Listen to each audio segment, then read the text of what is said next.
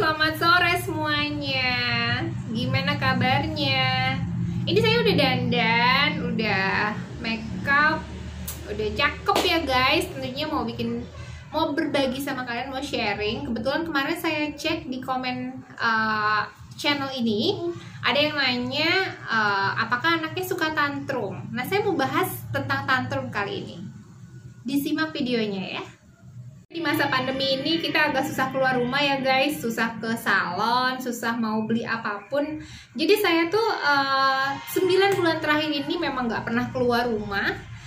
Jadi saya makeup sendiri, terus saya juga dandan sendiri. Makeup sama dandan sama nggak sih?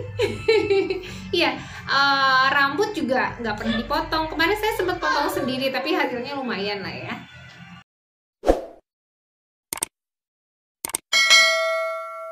Berbicara tentang tantrum guys, kita harus tahu dulu tantrum itu apa sih?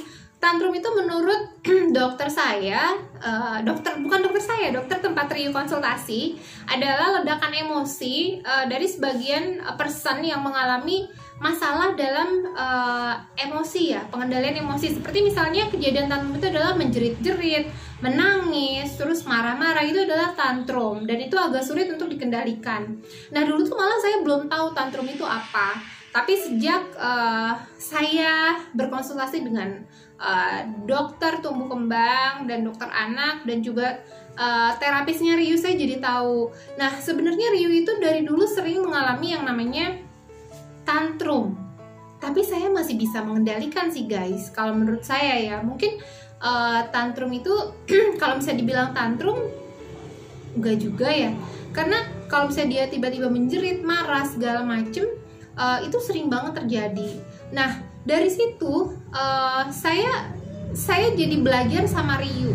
Jadi pada saat Riu menangis atau menjerit atau marah, saya pelajari itu kenapa ya.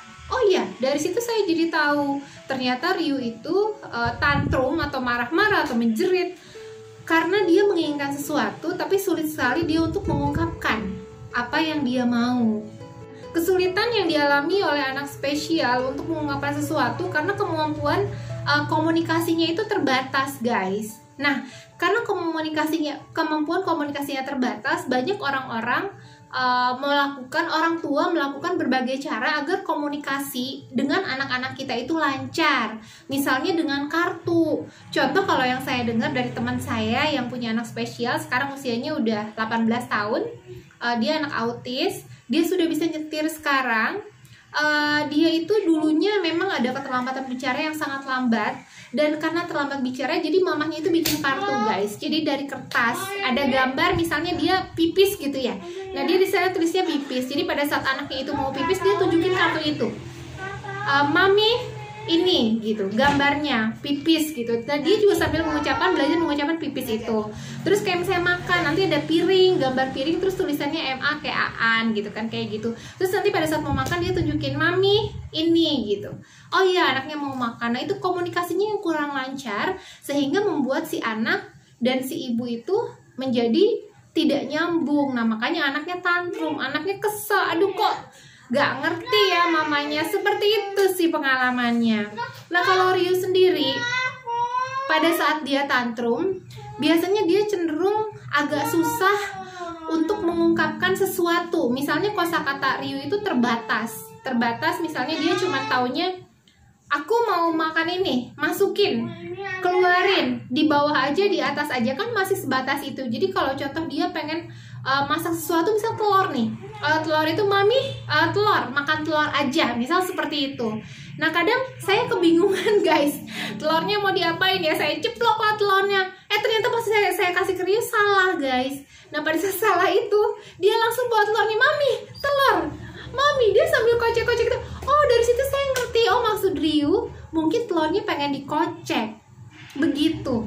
Nah guys, kalau misalnya saya sebelum membuat video ini, saya ada beberapa obrolan dengan mama-mama yang punya anak spesial. Memang tantrum itu penyebabnya yang tadi saya bilang itu, karena kurang saling mengerti antara ibu dan anak karena keterbatasan komunikasi, keterbatasan verbal dari si anaknya seperti itu. Nah ibunya juga harus mengerti dengan cara yang tadi ada kartu, atau misalnya pada saat anaknya pengen makan, ya anaknya ambil piring dan belajar dia bilang piring, piring, piring. Nah, nanti kita jadi ngerti, oh itu makan. Seperti itu, guys.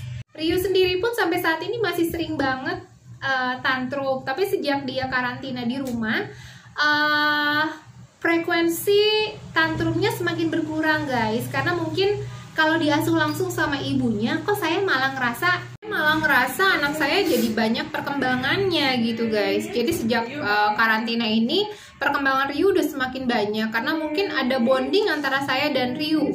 Karena saya ketemu tiap hari, dari dia bangun tidur sampai dia tidur lagi, saya yang masakin makanan segala macam, dia minta apapun sama saya. Jadi si tantrum itu sudah mulai berkurang gitu. Nah, kalau misalnya saya